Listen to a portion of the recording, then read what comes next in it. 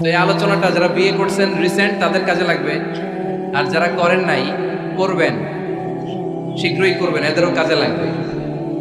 আর যারা মুরব্বী অনেক অভিজ্ঞতা ওনাদেরও কাজে লাগবে, ওনারা এটা শুনে নাতিনাত করতে শোনাতে পারবে, ঠিক কিনা? তাহলে কারোরই লস নাই। বিষয় কি? কথা বলে না। দম্পতি বোঝেন? বুঝেন? স্বামী আর স্ত্রী বানায় যেজন মিস্ত্রি, সে বড় আজব কারিগর, মনরে সে বড় কঠিন কারিগর, ঠিক কিনা? পৃথিবীর প্রথম দম্পতি হচ্ছে সাইয়েদনা আদম আলাইহিস সালাম আর হাওয়া আলাইহিস সালাম। পৃথিবীর প্রথম স্বামী আদম আলাইহিস সালাম, প্রথম স্ত্রী হাওয়া আলাইহিস সালাম। ওয়া কুলনা ইয়া আদম উসকুন আনতা ওয়া যাওজুকাল জান্নাহ। আল্লাহ বললেন, আদম তুমি আর তোমার জোড়া বা তোমার স্ত্রী দুজনে মিলে জান্নাতে থাকো। তাহলে ওনারা ছিলেন স্বামী আর স্ত্রী, ঠিক কিনা? তাহলে এই দাম্পত্য সম্পর্কটা এটা জান্নাতি সম্পর্ক। কি সম্পর্ক? উত্তর দিতে হবে। দৌলতপুরের ভাইরা রাগ করছেন আমার সাথে? শীত লাগতেছে? উত্তর দেওয়া যাবে আওয়াজ করে? হ্যাঁ, আওয়াজ করে উত্তর দিবেন, মুখে তালা মেরে বসে থাকা যাবে। তাহলে পৃথিবীর প্রথম স্বামীর নাম কি? আদম আলাইহিস সালাম। পৃথিবীর প্রথম স্ত্রী হাওয়া আলাইহিস সালাম। এই দাম্পত্য সম্পর্কটা বড় মধুর, বড় গভীর, বড্ড ভালোবাসার, ঠিক কিনা? স্বামী আর স্ত্রী, স্বামী আর স্ত্রী, এই সম্পর্কটাকে আল্লাহ তাআলা কোরআনে পোশাকের সাথে তুলনা করেছেন। কিসের সাথে? পোশাক। আরবিতে বলে লিবাস। আরবিতে কি বলে? লিবাস। আল্লাহ বলেছেন, ও নারীরা তোমরা পুরুষদের জন্য পোশাক, আর ও পুরুষেরা তোমরা নারীদের জন্য পোশাক। পড়েন সুবহানাল্লাহ। পোশাকের বেসিকলি তিনটা কাজ। কয়টা? কেউ কথা কয় না, আরো জোরে বলেন কয়টা? এখন আওয়াজ আসলো কোথায়? আওয়াজ করে উত্তর দিবেন, চিল্লায় বলেন পোশাকের কাজ কয়টা? এভাবে শেষ পর্যন্ত খোঁচায় যেন সাউন্ড বের করা না লাগে, স্বপ্রণোদিত ভাবে উত্তর করবেন, ক্লাসের মতো হোক। তিনটা কাজ। এক নম্বর কাজ হচ্ছে পোশাক ইজ্জতের আবরু, লজ্জাস্থান ঢেকে রাখে, ঠিক কিনা? আমাদের লজ্জাস্থান ঢেকে রেখেছে আমাদের পোশাক। ঠিক তেমনি স্বামী তার স্ত্রীর ইজ্জত হেফাজত করে, স্ত্রী তার স্বামীর ইজ্জত হেফাজত করে, স্বামী তার স্ত্রীর চরিত্র হেফাজত করে, আর স্ত্রী তার স্বামীর চরিত্র হেফাজত করে। এজন্য আল্লাহ একে অপরের উদাহরণ দিতে যে লেবাস বা পোশাকের সাথে তুলনা দিয়েছেন। সুবহানাল্লাহ পড়েন। পোশাকের দুই নাম্বার কাজ হচ্ছে সৌন্দর্য। এই যে কত সুন্দর ডিজাইন করা, এমব্রয়ডারি করা পোশাক যখন আমরা পরি সুন্দর লাগে না? তেমনি পুরুষের চোখে নারী সুন্দর, নারীর চোখে পুরুষ সুন্দর, স্বামীর চোখে স্ত্রী সুন্দর, স্ত্রীর চোখে স্বামী সুন্দর। সুবহানাল্লাহ পড়েন। পোশাকের তিন নাম্বার কাজ হচ্ছে কমফোর্ট, আরাম দেয়া, প্রশান্তি দেয়া। শীতকালে এই যে আমরা ব্লেজার পরেছি, জ্যাকেট পরেছি, অনেকে চাদর গায়ে দিয়েছেন, কেউ মাথায় রুমাল দিয়েছেন, কেউ গলায় মাফলার দিয়েছেন, একটা উষ্ণ উষ্ণ আরাম আছে না নাই? আবার গরমের কালে পাতলা সুতি কটনের কাপড় পরলে একটা আরাম আছে না নাই? তাহলে পোশাক পরলে যেমনি আমাদের দেহ প্রশান্ত হয়, আরাম পাওয়া যায়, তেমনি স্বামী স্ত্রীর স্পর্শ পেলে সে আরাম পায়, তার হৃদয়টা প্রশান্ত করে দেয় কে? আবার স্ত্রী স্বামীর সঙ্গ পেলে তার মধ্যে প্রশান্তি এনে দেয় কে? এজন্য রাব্বুল আলামিন বলেন, হুন্না লিবাসুল লাকুম ওয়া আনতুম লিবাসুল লাহুন্না। ও দুনিয়ার নারীরা, তোমরা হলে পুরুষদের জন্য পোশাক, পুরুষ হলো নারীদের জন্য পোশাক। সুবহানাল্লাহ পড়েন। পোশাক যেমনি ইজ্জত আবরুর হেফাজত করে, তেমনি স্বামী স্ত্রী একে অপরের ইজ্জত হেফাজত করে। পোশাক যেমনি সৌন্দর্য বাড়ায়, স্বামীর চোখে স্ত্রী সুন্দর, স্ত্রীর চোখে স্বামী সুন্দর। পোশাক যেমনি আরাম দেয়, স্বামী তার স্ত্রীর স্পর্শ পেলে, স্ত্রী তার স্বামীর স্পর্শ পেলে হৃদয়ে প্রশান্তি অনুভব করে, ঠিক কিনা? এজন্য দাম্পত্য জীবন, এখানে স্বামীও আছে স্ত্রীও আছে, ইংরেজিতে বলে কাপল, কাপল লাইফ। এই বিশ্ব সভ্যতা নির্মাণে নারী পুরুষ স্বামী স্ত্রী দুইজনেরই অবদান আছে না নাই? এজন্য সুনানে তিরমিজির বর্ণনায় আল্লাহর হাবিব সাল্লাল্লাহু আলাইহি ওয়াসাল্লাম বললেন, আন-নিসাউ শাকাইকুর রিজাল। নারীরা হচ্ছে পুরুষের কাউন্টার পার্ট, নারীরা হচ্ছে পুরুষের পার্টনার, সহকর্মী, সহযোগী। এই বিশ্ব সভ্যতা নির্মাণে শুধু পুরুষদেরই অবদান নাই, নারীদের অবদান আছে না নাই? এজন্য কাজী নজরুল ইসলাম অসাধারণ লিখেছে, এ বিশ্বে যা কিছু মহান চিরকল্যাণকর, অর্ধেক তার করিয়াছে নারী, অর্ধেক তার নর। তার মানে নর নারী, স্বামী স্ত্রী দুইজনেরই অবদান এই মানব সভ্যতায় আছে না নাই? এই সম্পর্কটাকে আল্লাহ লেবাসের সাথে তুলনা করলেন, ম্যাটাফরিক্যালি রূপক ভাবে আল্লাহ পোশাকের সাথে তুলনা করলেন। পোশাক যেমনি গায়ের সাথে লেগে থাকে, পোশাক যেমনি চামড়ার সাথে মিশে থাকে, স্বামী স্ত্রীর সম্পর্কটাও এরকম একাকার, মিলেমিশে ভালোবেসে একাকার। স্বামী স্ত্রীর রিলেশনশিপ সম্পর্কটা অনেকটা হাত আর চোখের মতো। হাত ব্যথা পেলে চোখ দিয়ে পানি ঝরে, আবার চোখ দিয়ে পানি ঝরলে হাত সেই পানি মুছে দেয়, ঠিক কিনা? তাহলে সম্পর্কটা কেমন যেন হাত আর চোখের মতো। হাত কেটে গেলে পানি পড়ে কোন দিক দিয়ে? চোখ দিয়ে পানি ঝরে। আবার চোখ দিয়ে পানি ঝরলে চোখের পানি মোছার জন্য হাতের দরকার আছে না নাই? তাহলে একেবারে মিলেমিশে একাকার সুখী দাম্পত্য জীবন। স্বামী স্ত্রী এই জান্নাতি সম্পর্কটাকে কিভাবে উপভোগ করবে, কিভাবে একে অপরের সাথে ডিলিংস করবে, আচরণ করবে, এ ব্যাপারে কোরআন এবং সুন্নাহ আমাদের জন্য গাইডলাইন দেয়া আছে না নাই? আমরা গাইডলাইন নেব কোরআন থেকে। কোত্থেকে? কোরআন থেকে আর সুন্নাহ থেকে। কারণ এই কোরআন আর সুন্নাহ আমাদেরকে সঠিক জীবন দর্শন শিখায়, কিভাবে এই পৃথিবীতে চললে পৃথিবীতেও সুখ আবার আখিরাতেও সুখ, এর সব দিক নির্দেশনা কোরআনে আছে না নাই? তাহলে এই যে স্বামী স্ত্রীর দাম্পত্য জীবন, এক্ষেত্রে প্রত্যেককে আল্লাহ তাআলা কিছু দায়িত্ব দিয়েছেন।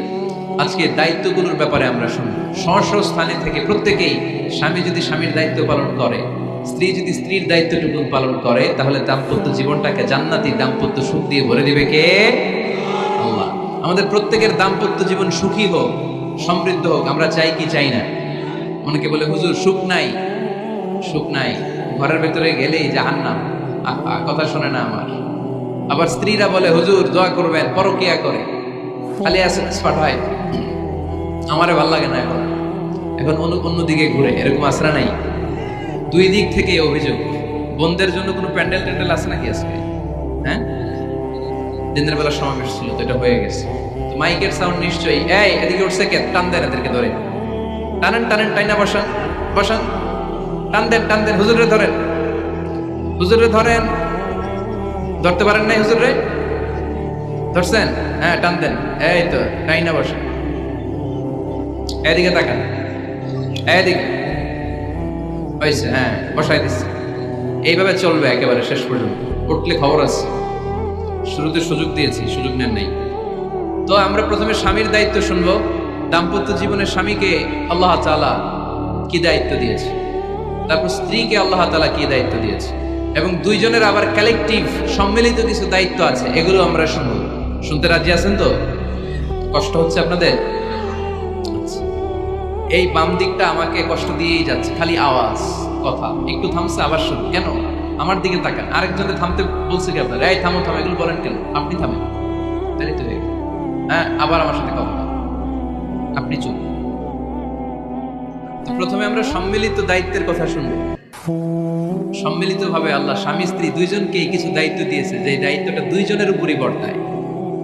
এরপরে শুনবো স্বামীকে আল্লাহ কিছু দায়িত্ব দিয়েছে, এটা শুনবো। এরপরে স্ত্রীকে কিছু দায়িত্ব দিয়েছে। আল্লাহর কসম, এই দায়িত্বগুলো যদি স্বামী স্ত্রী সম্মিলিতভাবে পালন করে, এক একটা ঘরকে আল্লাহ জান্নাতি পরিবার বানায় দিবে, সুখী সমৃদ্ধ জান্নাতি দম্পতি বানায় দিবে। এরকম দাম্পত্য জীবন, সুখময় দাম্পত্য জীবন আমাদের হোক। আমরা চাই কি চাই না? চাই। তাহলে আমরা প্রথমে আলাদা আলাদা দায়িত্ব শোনার আগে সম্মিলিত বা কালেকটিভ রেসপন্সিবিলিটি কি আছে, এই সম্মিলিত দায়িত্বগুলো শুনব।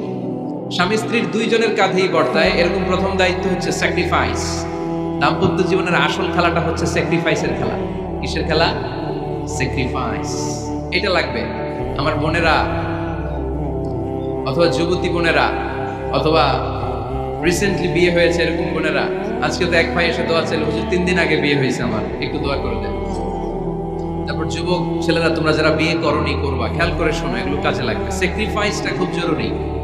স্যাক্রিফাইস ইজ দ্য কি of a successful happy couple life. একটা সুখী দাম্পত্য জীবনের আসল চাবি হচ্ছে স্যাক্রিফাইস। আওয়াজ করে বলতে হবে, চাবিটার নাম কি? স্যাক্রিফাইস করতে হবে। একটু মানিয়ে নেয়া, একে অপরকে বোঝা, একটু ভালোবাসা, একটু মানিয়ে চলা, এটার নাম হচ্ছে স্যাক্রিফাইস। একে অপরকে বোঝার চেষ্টা করা, একটু মানিয়ে চলার চেষ্টা করা, একটু ভালো লাগা, একটু ভালোবাসা, সুখ দুঃখ ভাগাভাগি করে মিলেমিশে একাকার হয়ে যাওয়া, এটার নামই দাম্পত্য জীবন, ঠিক কি না? এটার নামই দাম্পত্য জীবন। মিলেমিশে একাকার হয়ে যেতে হবে। স্যাক্রিফাইসের মানসিকতা অর্জন করতে হবে। একে অপরের দোষ ধরলে চলবে না, কারণ no one is perfect in this life. আপনি যে আপনার বউয়ের দোষ ধরতেছেন, আপনার দোষ নেই? কথা বলেন না কেন? আপনারও দোষ আছে না নাই? তো লিস্ট দুই ভাবে করা যায়, একটা হচ্ছে দোষের লিস্ট আর একটা হচ্ছে গুণের লিস্ট। দোষের লিস্ট বাদ দিয়ে দেন। আপনার স্ত্রীর মধ্যে আল্লাহ তাআলা কি কি গুণ দিয়েছে এই গুণগুলোর লিস্ট করুন, দোষের লিস্ট নয়। দাম্পত্য জীবনটাই এমন, কখনো ঝগড়া, কখনো হাসাহাসি, কখনো মেঘ, কখনো বৃষ্টি, আছে না নাই? হয় না এরকম?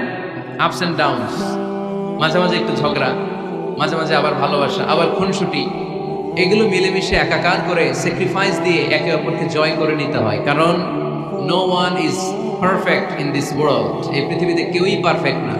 আপনি আপনার বউয়ের দোষ খুঁজলে আপনারও দোষ আছে না নাই? কেউ দোষমুক্ত নয়। এজন্য দোষ না খুঁজে আমরা স্যাক্রিফাইস করব। দাম্পত্য জীবনের এটাকে সুখী সমৃদ্ধ করার এক নাম্বার চাবিকাঠি হচ্ছে স্যাক্রিফাইস। তাহলে সুখী দাম্পত্য জীবনের এক নাম্বার চাবির নাম কি? স্যাক্রিফাইস। চিল্লায় বলতে হবে, সেটা কি? তাহলে হাজব্যান্ড ওয়াইফ দুইজনেই স্যাক্রিফাইস করবে। দাম্পত্য জীবনকে সুখী করার দুই নাম্বার কালেক্টিভ ফর্মুলা হচ্ছে ঝগড়া করা যাবে না।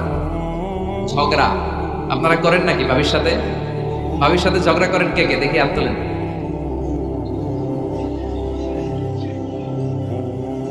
এদিকে সব আল্লাহর ওলি, এরা ঝগড়া টগড়া করে না। আপনি করেন? এই সাহসী সন্তান আছে কিছু, মাশাআল্লাহ। ঠিক আছে, বেশি করেন না আবার। হ্যাঁ ঠিক আছে, ঠিক আছে, তোমরা করো, বলছি আপনারাও করেন। ওকে, না ঝগড়া করা যাবে না। একজন ঝগড়া শুরু করলে আরেকজন চুপ থাকতে হবে। দুইজনই ঝগড়া করলে, দুইজন রেগে গেলে ঝামেলা আসরা নাই। স্বামী রেগে গেলে স্ত্রী চুপ, স্ত্রী কখনো রেগে গেলে স্বামী চুপ, দুইজনই রেগে গেলে তৃতীয় বিশ্বযুদ্ধ। ঠিক কিনা? এই জন্য ঝগড়া করতে দেয়া যাবে না। কারণ এই ঝগড়া, সামান্য ঝগড়া থেকে এই ঝগড়া বাড়তে বাড়তে এটা বিচ্ছেদের দিকে গড়ায়, ডিভোর্স হয়ে যায়। এরকম কত কেস যে আমার কাছে আসে, কত কেস যে আমার কাছে আসে যে হুজুর ছোট্ট ঝগড়া থেকে আমাদের মধ্যে ঝগড়া বাড়তে বাড়তে ইগো প্রবলেমের কারণে বিচ্ছেদে গড়ায়। আর এই ঝগড়া একটু শুরু হলে ইবলিস শয়তানের কাজ হচ্ছে পালে বাতাস দেয়। কি দেয়? পালে বাতাস পেলে এটা দাউ দাউ করে উঁচু হয়ে ওঠে।